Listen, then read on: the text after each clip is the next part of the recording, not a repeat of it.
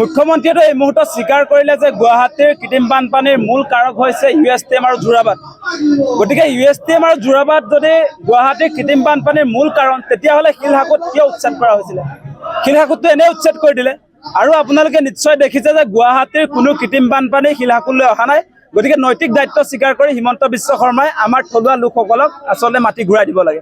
শিলহাকুত বাছি বাছি কেৱল থলুৱা লোকসকলকহে তেখেতে উচ্ছেদ কৰিলে। তাৰ বিপৰীতে আপোনালোকে নিশ্চয় লক্ষ্য কৰিলে আজিৰ দিনটোত জিঞ্জাৰ থিয় হৈ আছে পানীৰ মাজত। আজি আপোনালোকে দেখিছে বদৰুদ্দিন আজমলৰ দুটা কনষ্ট্ৰাকশ্যন পৃথিৱীৰ গ্ৰীণছ গড়বড়াত থিয় হৈ আছে। আজিৰ দিনটোত আপোনালোকে নিশ্চয় দেখিছে হিম্মত চিংকাৰ আপোনাৰ 17 মহলীয়া ideal hill view, সেইবিলাকততো Himanta Biswa শৰ্মাৰ বুলডোজাৰে ঢুকি নাপায়। যেতিয়াই বদৰুদ্দিন আজমলৰ নামটো শুনে হিমন্ত বিশ্ব শৰ্মাৰ বুকু কঁপি উঠে।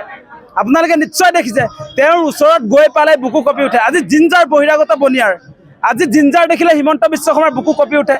আজি বদৰুদ্দিন আজমলক দেখিলে হিমন্ত বিশ্ব শৰ্মাৰ বুকু কঁপি উঠে। গতিকে বহিৰাগতৰ স্বাৰ্থত আজি শিলহাকুত উচ্ছেদ হ'ল। আৰু উচ্ছেদ হোৱাৰ পাছত আপোনালোকে নিশ্চয় দেখিছে ইয়াত বেপাৰী মন্ত্ৰী অশোক সিংঘালে ইতিমধ্যে আপোনাৰ প্ৰটেক্ট প্ৰাইডৰ কনষ্ট্ৰাকশ্যন আৰম্ভ কৰিছে।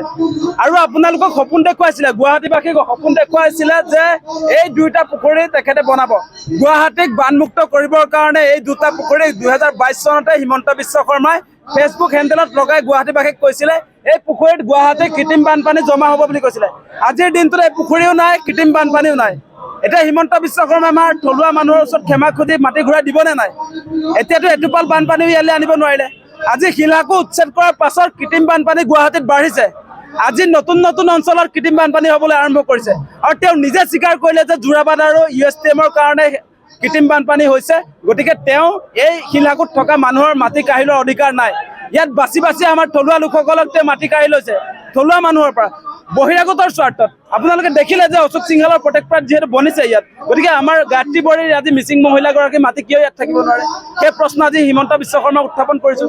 আজি হিমন্ত বিশ্ব শৰ্মাৰ সতীৰ্থ মন্ত্ৰী জয়ন্ত মল্ল বৰুৱাই বুন্দাজান পুতি তেখেতৰ বাসগৃহলৈ যে প্ৰাইভেট ৰাস্তা বনাব পাৰে, কিন্তু আমাৰ 100 মিটাৰ 200 মিটাৰ দূৰত শিলহাকুৰ পৰা তাত কোনো আমাৰ মিচিং মানুহে, বড়ো মানুহে, কাৰ্বি মানুহে বসবাস কৰিব নোৱাৰে। সেই আইনটো ক'ৰ পৰা আহিছে আচলতে?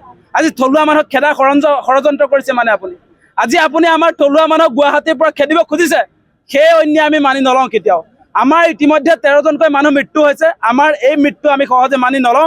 আমাক মাটি ভেটি ঘূৰাই লাগিব, সেইটো স্পষ্ট কৰি দিছোঁ। যদি দিব নোৱাৰে আমি নিজে আমাৰ মাটিত বহি ল'ম, সেই কথা আজি সকীয়াই দিছোঁ।